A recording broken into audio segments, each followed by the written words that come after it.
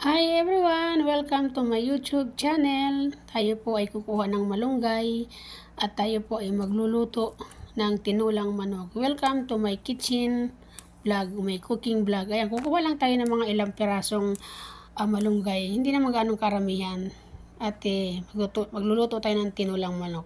Tara, punta tayo sa kusina at magluto tayo sa ating pong tinulang manok. Ito na po yung malunggay kanina nakikinuha ko, nahimay ko na po, nilagay ko na sa bowl at hinugasan ko na rin. Siyempre, ito na po yung mga ingredients natin, may papaya, may luya, may sibuyas, may bawang, at siyempre may manok. O tara, lutuin na natin yan. Tara, mag-umpisa na tayo magluto. Ayan po, nag-init na ako ng kawali, naglagay na rin ako ng luya. Gisa-gisa lang muna natin yan hanggang sa magkaroon siya ng golden brown. Ayan na po, nilagay na natin ang sibuyas at saka ang bawang.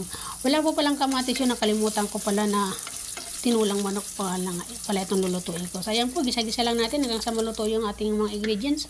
Hanggang sa lumabas yung kanyang amoy, yung amoy po ng bawang at saka ng luya. Gisa-gisa lang. Tapos, i-add na natin yung ating manok kanina. Ayan, medyo malaki-laki lang hiwa po sa manok kasi para medyo masarap-sarap kagatin, o diba?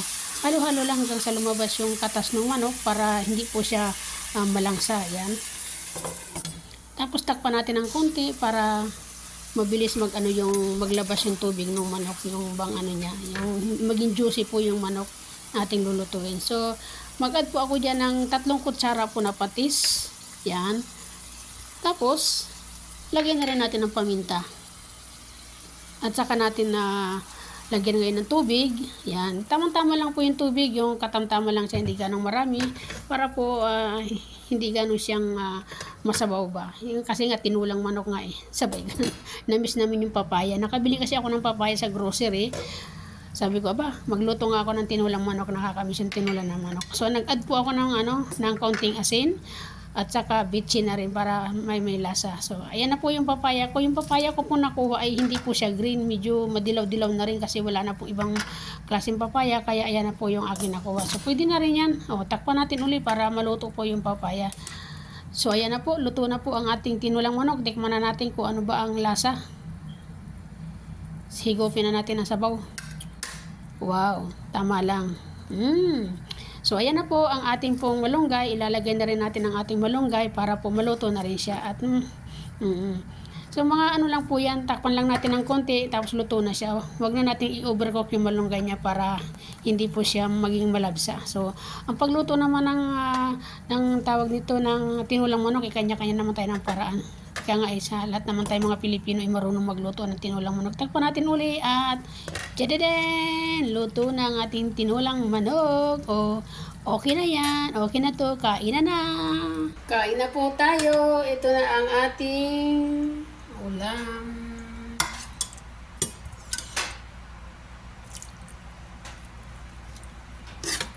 Ang ating tinulang manok na may papaya. Kain na tayo. Pumasok yung pusa, pakabol pa sa atin.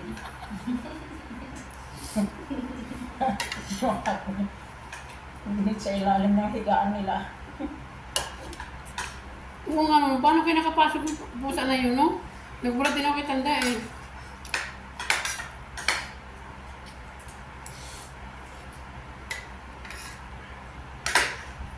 Kain po.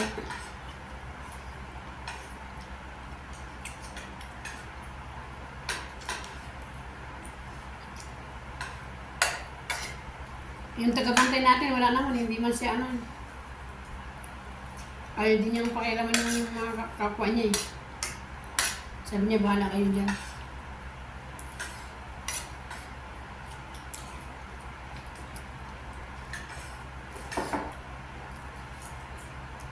Tinulang manok na may papaya.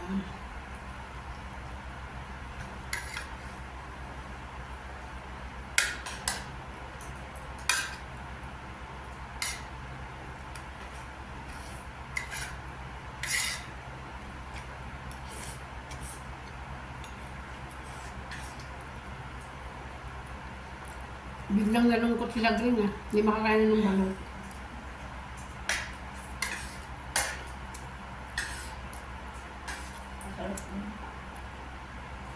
Ano sabi mo? Ano akala mo? Masarap yan, sabi ko. Halo. Buong akala niya makakain na siya ng ganito eh. Pero tingnan din natin kung malay mo baka dala hindi nila eh.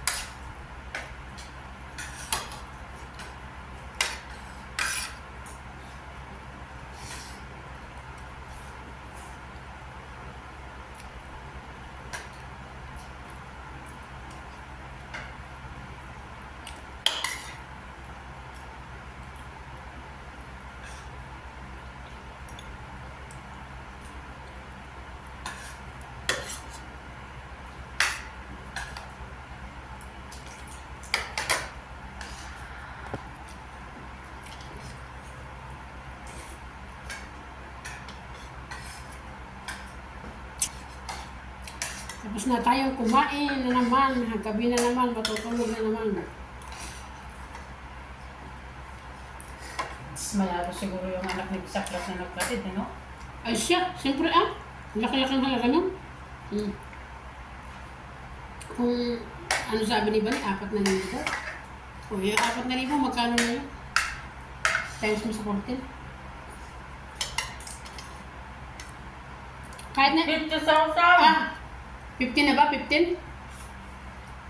Yung kita mo? Mag 50,000 plus. Sa piso na yon. Oo.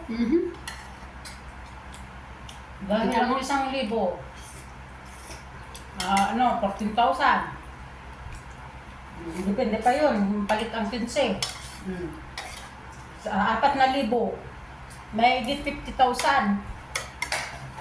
Saka tapos na kami kumain. Bye-bye.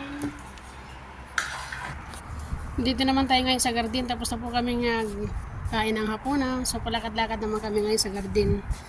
Dito tayo ngayon. Shout out everyone. Maraming pong salamat sa hindi pa po nakasubscribe at naka-follow sa aking YouTube channel. Please pa-follow naman and pa-subscribe po. Maraming pong salamat. Bye-bye. Thank you so much po. Dito po muna kami sa garden. Galagala lang. Yan.